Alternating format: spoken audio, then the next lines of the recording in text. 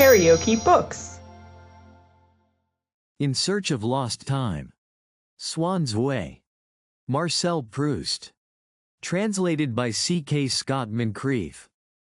From a long way off one could distinguish and identify the steeple of St. Hilaire inscribing its unforgettable form upon a horizon beneath which Cambrai had not yet appeared. When from the train which brought us down from Paris at Easter time my father caught sight of it, as it slipped into every fold of the sky in turn, its little iron cock veering continually in all directions, he would say, "Come, get your wraps together, we are there." And on one of the longest walks we ever took from Cambrai there was a spot where the narrow road emerged suddenly onto an immense plain, closed at the horizon by strips of forest over which rose and stood alone the fine point of St. Hilaire's steeple, but so sharpened and so pink that it seemed to be no more than sketched on the sky by the finger-nail of a painter anxious to give to such a landscape, to so pure a piece of nature, this little sign of art, this single indication of human existence. As one drew near it and could make out the remains of the square tower, half in ruins, which still stood by its side, though without rivaling it in height, one was struck, first of all, by the tone, reddish and somber, of its stones. And on a misty morning in autumn one would have called it, to see it rising above the violet thundercloud of the vineyards, a ruin of purple, almost the color of the wild vine. Often in the square, as we came home, my grandmother would make me stop to look up at it.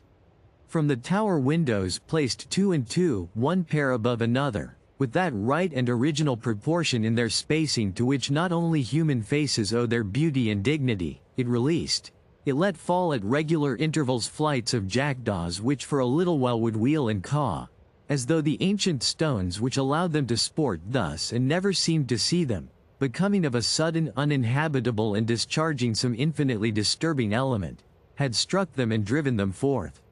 Then after patterning everywhere the violet velvet of the evening air, abruptly soothed, they would return and be absorbed in the tower, deadly no longer but benignant, some perching here and there, not seeming to move, but snapping, perhaps, and swallowing some passing insect, on the points of turrets, as a seagull perches, with an angler's immobility, on the crest of a wave.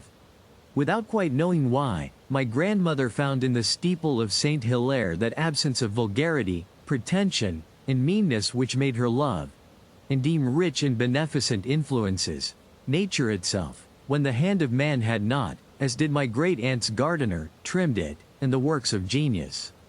And certainly every part one saw of the church served to distinguish the whole from any other building by a kind of general feeling which pervaded it, but it was in the steeple that the church seemed to display a consciousness of itself, to affirm its individual and responsible existence.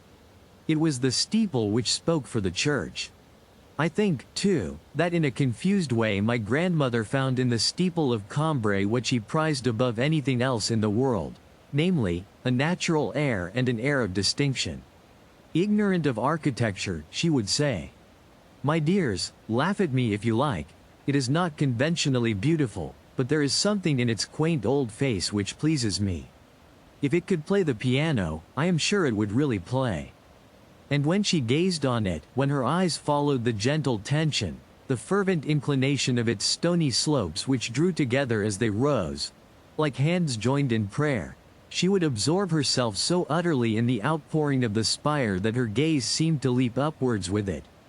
her lips at the same time curving in a friendly smile for the worn old stones of which the setting sun now illumined no more than the topmost pinnacles, which, at the point where they entered that zone of sunlight and were softened and sweetened by it, seemed to have mounted suddenly far higher, to have become truly remote, like a song whose singer breaks into falsetto, an octave above the accompanying air. It was the steeple of St. Hilaire which shaped and crowned and consecrated every occupation, every hour of the day, every point of view in the town. From my bedroom window I could discern no more than its base, which had been freshly covered with slates. But when on Sundays I saw these, in the hot light of a summer morning, blaze like a black sun, I would say to myself, "Good heavens! 9 o'clock.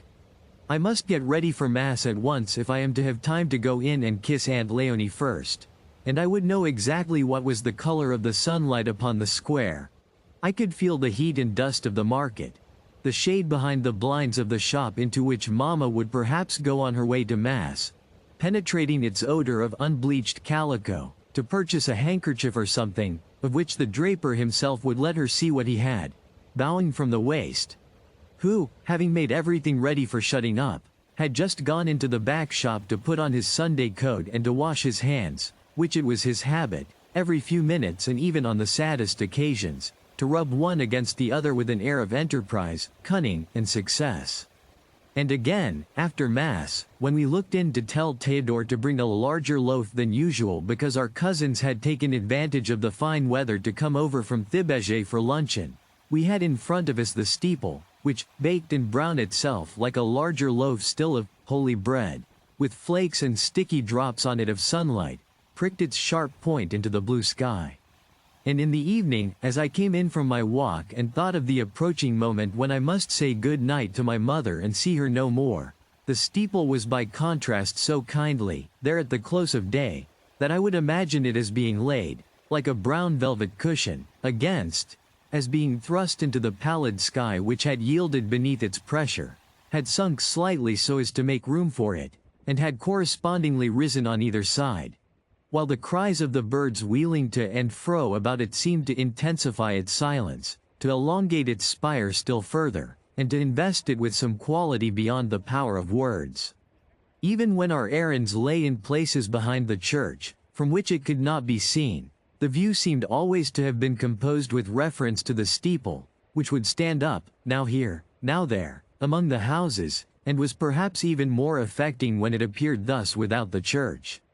And, indeed, there are many others which look best when seen in this way, and I can call to mind vignettes of housetops with surmounting steeples in quite another category of art than those formed by the dreary streets of Cambrai. I shall never forget, in a quaint Norman town not far from Baalbek, two charming 18th-century houses, dear to me and venerable for many reasons, between which, when one looks up at them from a fine garden which descends in terraces to the river, the Gothic spire of a church, itself hidden by the houses, soars into the sky with the effect of crowning and completing their fronts, but in a material so different, so precious, so barren, so rosy, so polished, that it is at once seen to be no more a part of them than would be a part of two pretty pebbles lying side by side, between which it had been washed on the beach, the purple, crinkled spire of some seashell spun out into a turret and gay with glossy color. Even in Paris, in one of the ugliest parts of the town, I know a window from which one can see across a first, a second, and even a third layer of jumbled roofs, street beyond street, a violet bell, sometimes ruddy, sometimes too, in the finest prints, which the atmosphere makes of it, of an ashy solution of black, which is, in fact, nothing else than the dome of St. Augustine, and which imparts to this view of Paris the character of some of the Piranesi views of Rome. But since into none of these little etchings, whatever the taste my memory may have been able to bring to their execution, was it able to contribute an element I have long lost, the feeling which makes us not merely regard a thing as a spectacle, but believe in it as in a creature without parallel. So none of them keeps in dependence on it a whole section of my inmost life as does the memory of those aspects of the steeple of Cambrai from the streets behind the church. Whether one saw it at 5 o'clock when going to call for letters at the post office, some doors away from one, on the left, raising abruptly with its isolated peak the ridge of housetops, or again, when one had to go in and ask for news of me. Sazuret, one's eyes followed the line where it ran low again beyond the farther, descending slope, and one knew that it would be the second turning after the steeple. Or yet again, if pressing further afield one went to the station, one saw it obliquely, showing in profile fresh angles and surfaces, like a solid body surprised at some unknown point in its revolution. Or, from the banks of the Vivonne, the apse, drawn muscularly together and heightened in perspective, seemed to spring upwards with the effort which the steeple made to hurl its spire point into the heart of heaven. It was always to the steeple that one must return, always it which dominated everything else, summing up the houses with an unexpected pinnacle, raised before me like the finger of God, whose body might have been concealed below among the crowd of human bodies without fear of my confounding it, for that reason, with them. And so even today in any large provincial town, or in a quarter of Paris which I do not know well, if a passer-by who is putting me on the right road shows me from afar, as a point to aim at, some belfry of a hospital, or a convent steeple lifting the peak of its ecclesiastical cap at the corner of the street which I am to take, my memory need only find in it some dim resemblance to that dear and vanished outline, and the passer-by, should he turn round to make sure that I have not gone astray, would see me, to his astonishment, oblivious of the walk that I had planned to take or the place where I was obliged to call, standing still on the spot, before that steeple, for hours on end, motionless, trying to remember, feeling deep within myself a tract of soil reclaimed from the waters of Lethe slowly drying until the buildings rise on it again. And then no doubt, and then more uneasily than when, just now, I asked him for a direction, I will seek my way again, I will turn a corner. But the goal is in my heart. On our way home from Mass we would often meet M. Legrandin, who, detained in Paris by his professional duties as an engineer, could only, except in the regular holiday seasons, visit his home at Cambrai between Saturday evenings and Monday mornings. He was one of that class of men who, apart from a scientific career in which they may well have proved brilliantly successful, have acquired an entirely different kind of culture, literary or artistic, of which they make no use in the specialized work of their profession, but by which their conversation profits. More literary than many men of letters, we were not aware at this period that M. Legrandin had a distinct reputation as a writer, and so were greatly astonished to find that a well-known composer had set some verses of his to music, endowed with a greater ease in execution than many painters. They imagine that the life they are obliged to lead is not that for which they are really fitted, and they bring to their regular occupations either a fantastic indifference or a sustained and lofty application, scornful, bitter, and conscientious. Tall, with a good figure, a fine, thoughtful face, drooping fair mustaches, a look of disillusionment in his blue eyes, an almost exaggerated refinement of courtesy, a talker such as we had never heard. He was in the sight of my family, who never ceased to quote him as an example, the very pattern of a gentleman, who took life in the noblest and most delicate manner. My grandmother alone found fault with him for speaking a little too well, a little too much like a book, for not using a vocabulary as natural as his loosely knotted lavalier neckties, his short, straight, almost schoolboyish coat. She was astonished, too, at the furious invective which he was always launching at the aristocracy, at fashionable life, and snobbishness, undoubtedly, he would say, the sin of which St. Paul is thinking when he speaks of the sin for which there is no forgiveness. Worldly ambition was a thing which my grandmother was so little capable of feeling, or indeed of understanding, that it seemed to her futile to apply so much heat to its condemnation. Besides, she thought it in not very good taste that M. Legrandin, whose sister was married to a country gentleman of Lower Normandy near Balbec, should deliver himself of such violent attacks upon the nobles, going so far as to blame the revolution for not having guillotined them all. "Well met, my friends," he would say as he came towards us. "You are lucky to spend so much time here. Tomorrow I have to go back to Paris, to squeeze back into my niche. Oh, I admit," he went on, with his own peculiar smile, gently ironical, disillusioned and vague, "I have every useless thing in the world in my house there. The only thing wanting is the necessary thing, a great patch of open sky like this. Always try to keep a patch of sky above your life, little boy," he added, turning to me. "You have a soul in you of rare quality, an artist's nature. Never let it starve for lack of what it needs." When, on our reaching the house, my aunt would send to ask us whether me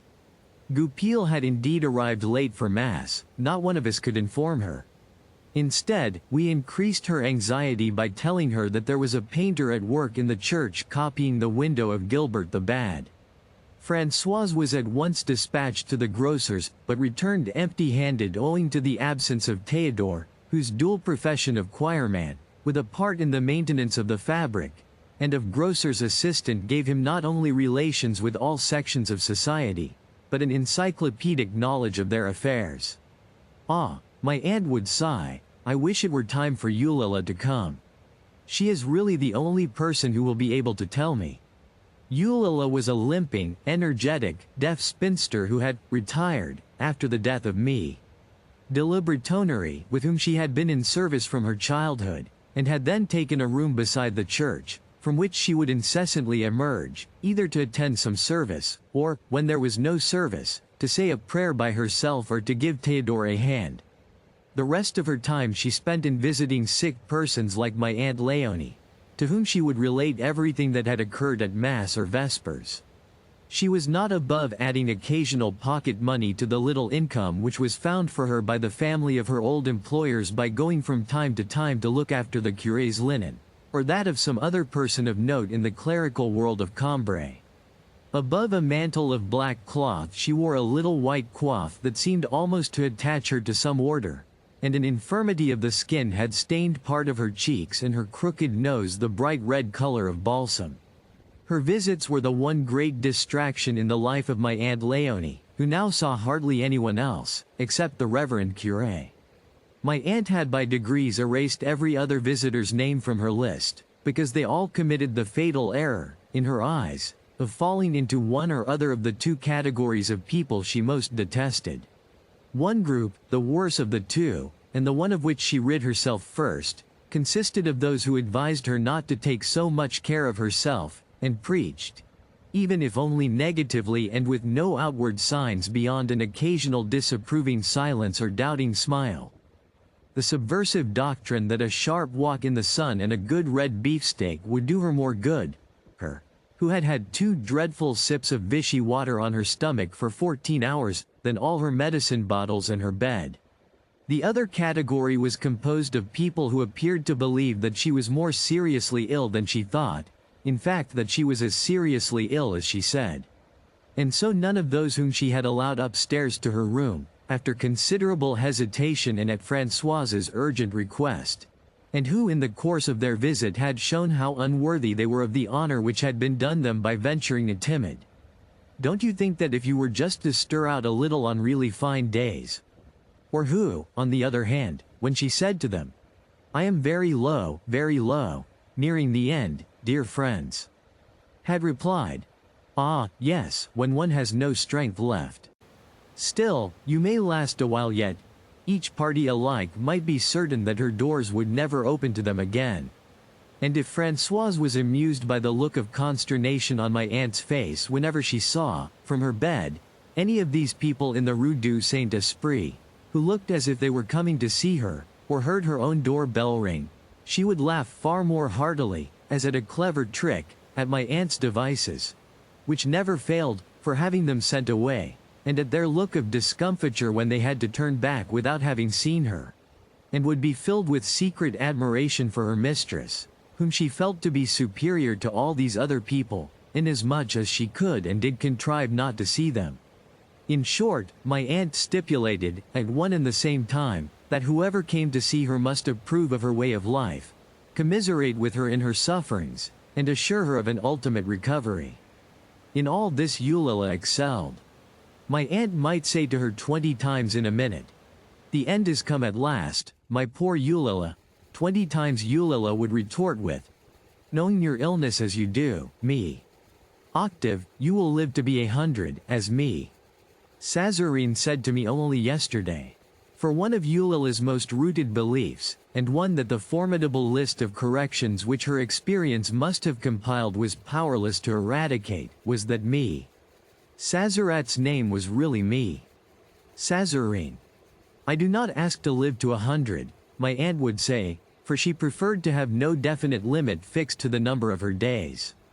And since, besides this, Eulala knew, as no one else knew, how to distract my aunt without tiring her, her visits, which took place regularly every Sunday, unless something unforeseen occurred to prevent them, were for my aunt a pleasure the prospect of which kept her on those days in a state of expectation, appetizing enough to begin with,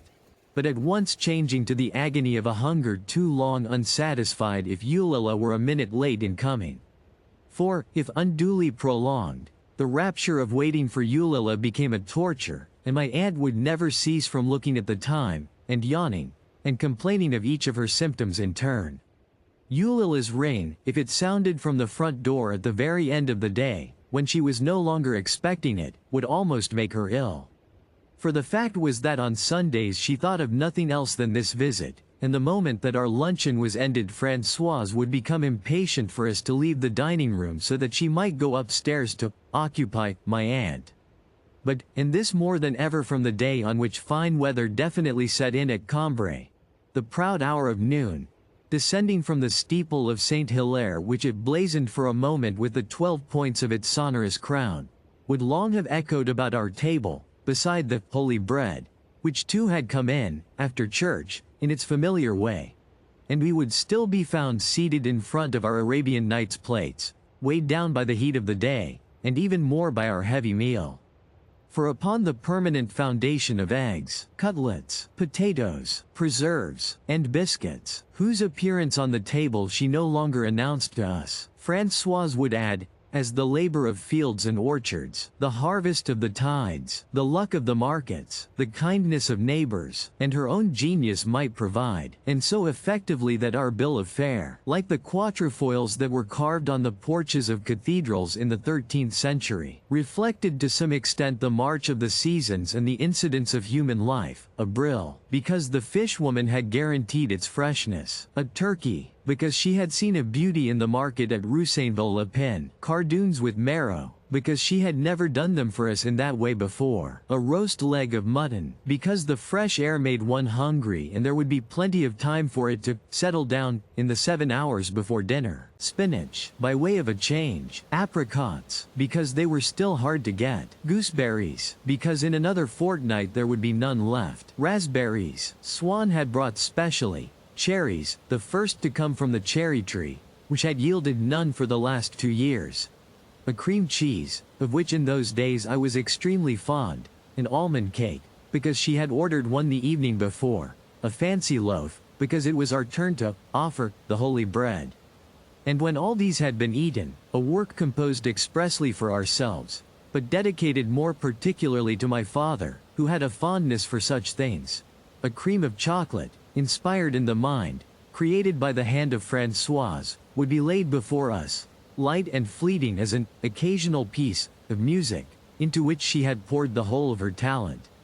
Anyone who refused to partake of it, saying, "No, thank you, I have finished. I am not hungry," would at once have been lowered to the level of the Philistines who, when an artist makes them a present of one of his works, examine its weight in material, whereas what is of value is the creator's intention and his signature. To have left even the tiniest morsel in the dish would have shown as much discourtesy as to rise and leave a concert hall while the piece was still being played, and under the composer's very eyes. At length my mother would say to me, "Now, don't stay here all day. You can go up to your room if you are too hot outside, but get a little fresh air first. Don't start reading immediately after your food." And I would go and sit down beside the pump and its trough, ornamented here and there, like a Gothic font, with a salamander, which modeled upon a background of crumbling stone the quick relief of its slender, allegorical body. On the bench without a back, in the shade of a lilac tree, in that little corner of the garden which communicated, by a service door, with the Rue du Saint-Esprit, and from whose neglected soil rose, in 2 stages, an outcrop from the house itself and apparently a separate building, my aunt's back kitchen. One could see its red-tiled floor gleaming like porphyry. It seemed not so much the cave of Françoise as a little temple of Venus. It would be overflowing with the offerings of the milkman, the fruiterer, the greengrocer, come sometimes from distant villages to dedicate here the first fruits of their fields. And its roof was always surmounted by the cooing of a dove. In earlier days I would not have lingered in the sacred grove which surrounded this temple, for, before going upstairs to read, I would steal into the little sitting room which my uncle Adolphe, a brother of my grandfather and an old soldier who had retired from the service as a major, used to occupy on the ground floor, a room which, even when its opened windows let in the heat, if not actually the rays of the sun which seldom penetrated so far, would never fail to emit that vague and yet fresh odor, suggesting at once an open air and an old-fashioned kind of existence, which sets and keeps the nostrils dreaming when one goes into a disused gun-room. But for some years now I had not gone into my Uncle Adolphe's room, since he no longer came to Cambrai on account of a quarrel which had arisen between him and my family, by my fault, and in the following circumstances. Once or twice every month, in Paris, I used to be sent to pay him a visit, as he was finishing his luncheon, wearing a plain alpaca coat, and waited upon by his servant in a working jacket of striped linen, purple and white.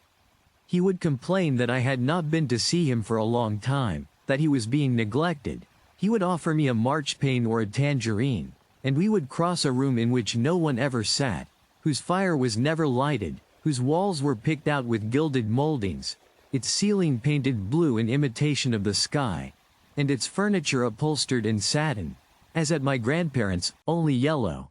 Then we would enter what he called his study, a room whose walls were hung with prints which showed, against a dark background, a plump and rosy goddess driving a car, or standing upon a globe, or wearing a star on her brow.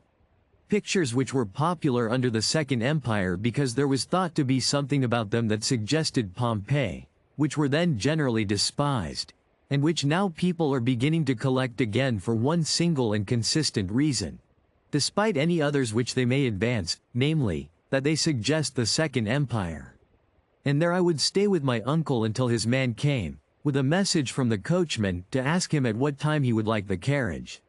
My uncle would then be lost in meditation, while his astonished servant stood there, not daring to disturb him by the least movement, wondering and waiting for his answer, which never varied. For in the end, after a supreme crisis of hesitation, my uncle would utter, infallibly, the words, 2:15, which the servant would echo with amazement, but without disputing them. 2:15. Very good, sir. I will go and tell him. At this date I was a lover of the theater. A platonic lover, of necessity, since my parents had not yet allowed me to enter one. And so incorrect was the picture I drew for myself of the pleasures to be enjoyed there that I almost believed that each of the spectators looked, as into a stereoscope, upon a stage and scenery which existed for himself alone, though closely resembling the thousand other spectacles presented to the rest of the audience individually. Every morning I would hasten to the Morris column to see what new plays it announced. Nothing could be more disinterested or happier than the dreams with which these announcements filled my mind, dreams which took their form from the inevitable associations of the words forming the title of the play, and also from the color of the bills, still damp and wrinkled with paste, on which those words stood out.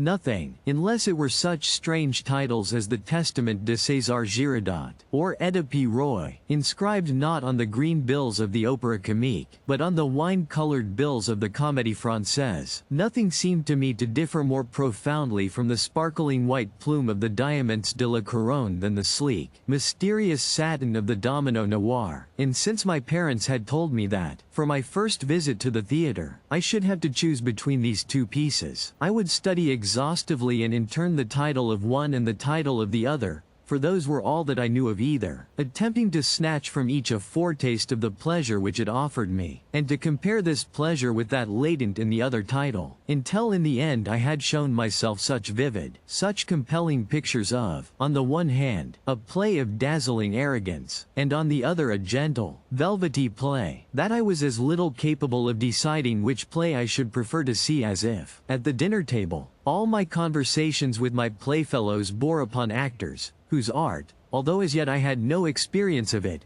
was the first of all its numberless forms in which art itself allowed me to anticipate its enjoyment. Between one actor's tricks of intonation and inflection and another's, the most trifling differences would strike me as being of an incalculable importance. And from what I had been told of them I would arrange them in the order of their talent in lists which I used to murmur to myself all day long. Lists which in the end became petrified in my brain and were a source of annoyance to it, being irremovable. And later, in my school days, whenever I ventured in class, when the master's head was turned, to communicate with some new friend, I would always begin by asking him whether he had begun yet to go to theaters, and if he agreed that our greatest actor was undoubtedly Gott, our second Delaunay, and so on.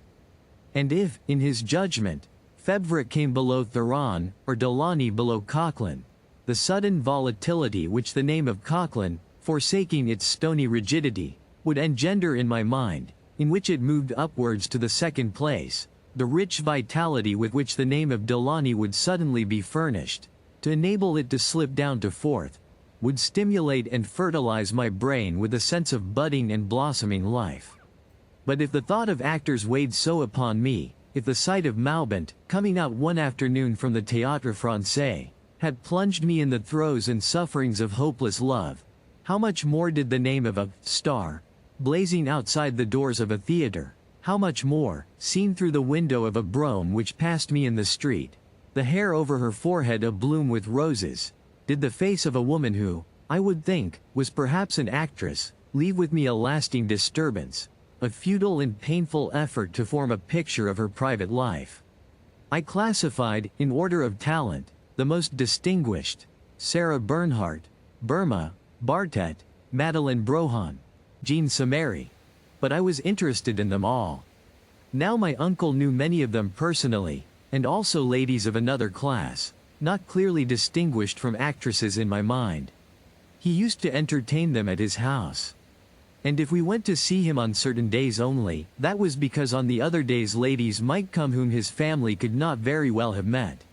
So we at least thought. As for my uncle, his fatal readiness to pay pretty widows, who had perhaps never been married, and countesses, whose high-sounding titles were probably no more than noms de guerre. The compliment of presenting them to my grandmother or even of presenting to them some of our family jewels, had already embroiled him more than once with my grandfather. Often, if the name of some actress were mentioned in conversation, I would hear my father say, with a smile, to my mother,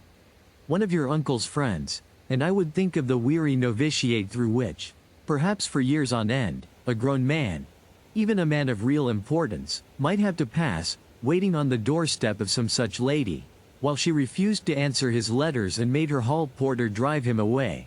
And imagine that my uncle was able to dispense a little jackanapes like myself from all these sufferings by introducing me in his own home to the actress, unapproachable by all the world, but for him an intimate friend.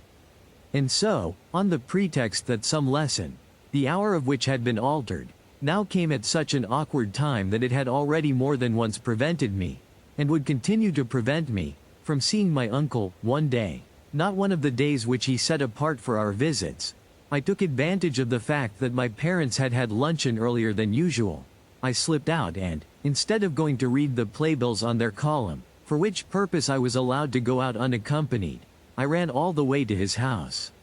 I noticed before his door a carriage and pair, with red carnations on the horse's blinkers and in the coachman's buttonhole. As I climbed the staircase I could hear laughter and a woman's voice, and, as soon as I had rung, silence and the sound of shutting doors. The man-servant who let me in appeared embarrassed, and said that my uncle was extremely busy and probably could not see me. He went in, however, to announce my arrival, and the same voice I had heard before said, "Oh, yes. Do let him come in, just for a moment, it will be so amusing. Is that his photograph there, on your desk? And his mother, your niece, isn't she, beside it? The image of her, isn't he? I should so like to see the little chap, just for a second." I could hear my uncle grumbling and growing angry. Finally the manservant told me to come in. On the table was the same plate of marchpanes that was always there. My uncle wore the same alpaca coat as on other days. But opposite to him, in a pink silk dress with a great necklace of pearls about her throat, sat a young woman who was just finishing a tangerine. My uncertainty whether I ought to address her as Madame or Mademoiselle made me blush, and not daring to look too much in her direction, in case I should be obliged to speak to her, I hurried across to kiss my uncle. She looked at me and smiled. My uncle said, "My nephew." Without telling her my name or telling me hers, doubtless because, since his difficulties with my grandfather, he had endeavored as far as possible to avoid any association of his family with this other class of acquaintance. "How like his mother he is," said the lady. But you have never seen my niece, except in photographs," my uncle broke in quickly, with a note of anger. "I beg your pardon, dear friend. I passed her on the staircase last year when you were so ill. It is true I only saw her for a moment, and your staircase is rather dark. But I saw well enough to see how lovely she was. This young gentleman has her beautiful eyes, and also this," she went on, tracing a line with one finger across the lower part of her forehead. "Tell me," she asked my uncle, "is your niece me? Is her name the same as yours?" "He takes most after his father," muttered my uncle, who was no more anxious to effect an introduction by proxy, in repeating Mama's name aloud, than to bring the two together in the flesh. "He's his father all over, and also like my poor mother." "I have not met his father, dear," said the lady in pink, bowing her head slightly, "and I never saw your poor mother. You will remember it was just after your great sorrow that we got to know one another." I felt somewhat disillusioned, for this young lady was in no way different from other pretty women whom I had seen from time to time at home, especially the daughter of one of our cousins, to whose house I went every New Year's Day. Only better dressed. Otherwise my uncle's friend had the same quick and kindly glance, the same frank and friendly manner.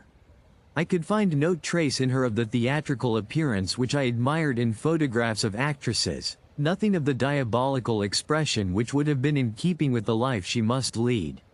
I had difficulty in believing that this was one of those women, and certainly I should never have believed her one of the smart ones had I not seen the carriage and pair, the pink dress, the pearly necklace, had I not been aware, too, that my uncle knew only the very best of them. But I asked myself how the millionaire who gave her her carriage and her flat and her jewels could find any pleasure in flinging his money away upon a woman who had so simple and respectable an appearance. And yet, when I thought of what her life must be like, its immorality disturbed me more, perhaps, than if it had stood before me in some concrete and recognizable form, by its secrecy and invisibility, like the plot of a novel, the hidden truth of a scandal which had driven out of the home of her middle-class parents and dedicated to the service of all mankind, which had brought to the flowering point of her beauty, had raised to fame or notoriety this woman, the play of whose features, the intonations of whose voice, like so many others I already knew, made me regard her, in spite of myself, as a young lady of good family, her who was no longer of a family at all. We had gone by this time into the study, and my uncle, who seemed a trifle embarrassed by my presence, offered her a cigarette. If you liked what you heard, please subscribe to the channel.